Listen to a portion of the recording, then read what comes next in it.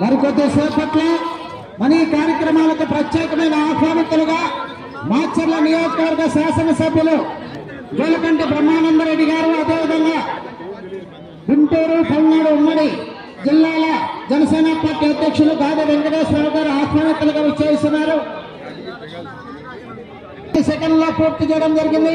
మొదటి స్థానంలో కొనసాగుతున్న జత కన్నా 3 సెకండ్ల ముందంజలో ఉన్నది.